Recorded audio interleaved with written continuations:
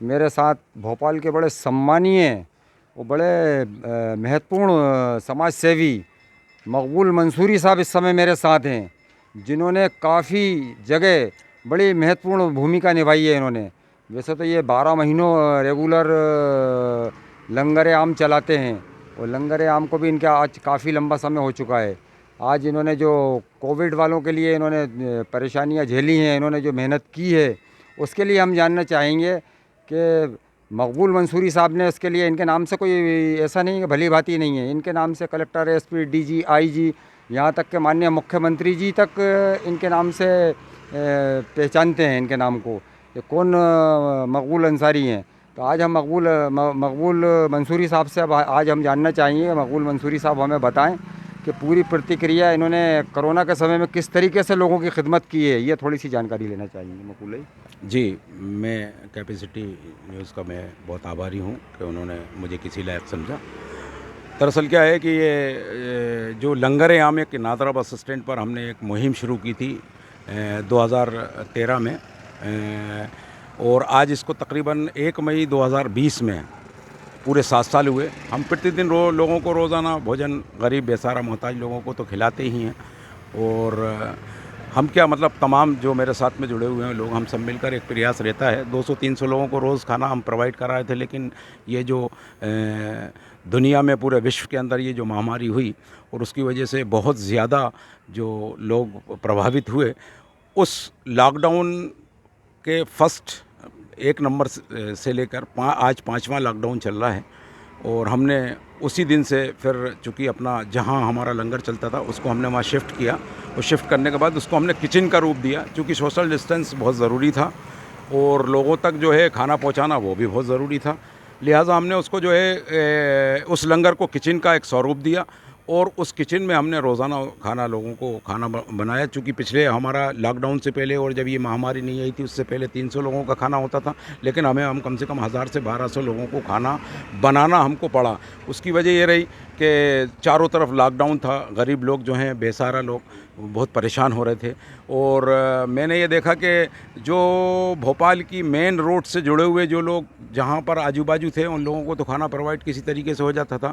शासन द्वारा भी जो है नगर निगम द्वारा भी खाना उपलब्ध कराया जा रहा था, और बहुत सारी समाज सेवी संस्थाएं भी जो हैं इस कामों में लग गई थी। इंडिविजुअली भी बहुत सारे लोगों ने चूँकि मेहनत कर रहे थे उस टाइम में, उन्होंने किसी ने कुछ नहीं देखा, और रमज़ान का दौर भी चल रहा था, लेकिन हमने ख़ास तौर से कोशिश ये की कि जो भोपाल से अतराफ़ में जो लोग जुड़े हुए हैं, भोपाल के मेन रोड से 2-2 ढाई-ढाई किलोमीटर जो झुग्गी बस्तियां रह रही थी वहाँ तक लोगों के पास खाना नहीं पहुँच रहा था।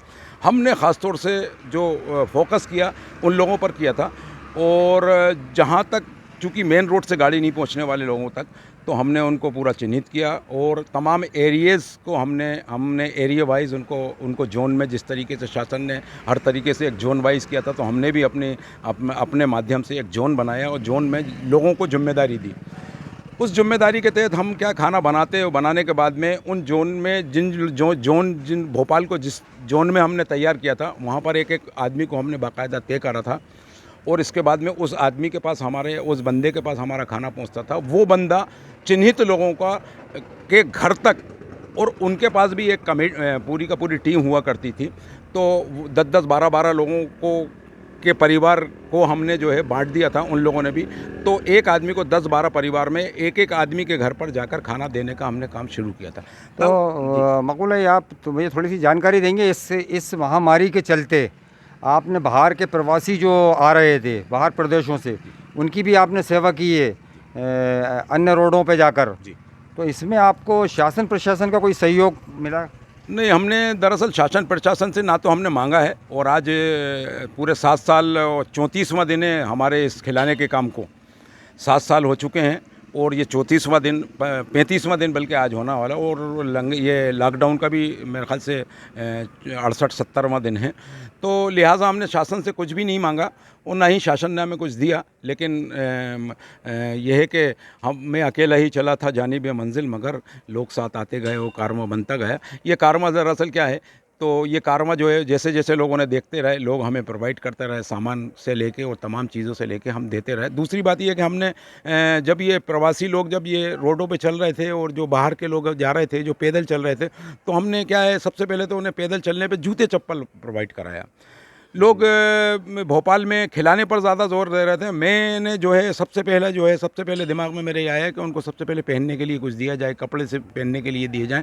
तो सबसे पहले मैंने इधर तमाम जो भोपाल के तमाम बाईपास जो लोग जुड़ रहे थे, जब बाईपास से जुड़े हुए थे रोड, तो हमने पहले वहाँ पे सबसे पहले कपड़े लेकर गए, फिर जूते चप्पल लेकर गए। क्योंकि हम लोग इतने बड़े लोग तो नहीं हैं कि हम किसी की दुकान खुलवा कर नए जूते चप्पल लें। हमने अपने पूरे जो ग्रुप के लोग जुड़े हुए थे, उन ग्रुप के लोगों से बोला कि भाई आपके यहाँ जितने भी जूते चप्पल पुराने धुराने जो भी कुछ पड़ा हो या पुराने कपड़े जो आप नहीं पहनते हो वो आप हमको दें।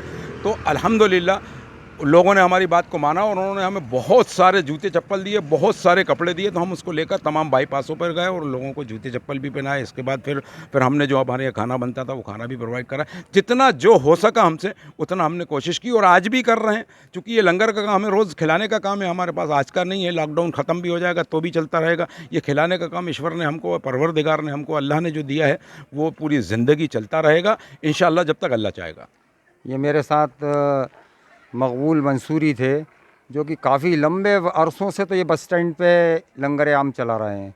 आज इन्होंने जो अपनी सेवाएं दी हैं, काबिल तारीफ़ हैं। इनके नाम से ऐसा नहीं है कोई वाकिफ़ नहीं है, इनके नाम से माननीय मुख्यमंत्री जी भी वाकिफ़ हैं कि शहर के अंदर, भोपाल जैसे क्षेत्र के अंदर, इस शहर के अंदर कोई मकबूल जैसी हस्ती भी है। इनका एक शेर मुझे याद है, इन आँखों से इस दिल में उतर आओ, ये दिल तो एक दरिया है मौजों में बहा करना। इस टाइप का मकबूल भाई का हाल है। और एक शेर मकबूल भाई से आपने सुना ही होगा अभी। तो मकबूल भाई बड़े अच्छे समाज सेवी हैं। हमें इनका तहे दिल से, कैपेसिटी न्यूज़ इनका तहे दिल से स्वागत करता है और इनका अभिनंदन करता है, इनका शुक्रिया अदा करता है कि ये ऐसे ही अपने काम को अंजाम देते रहें।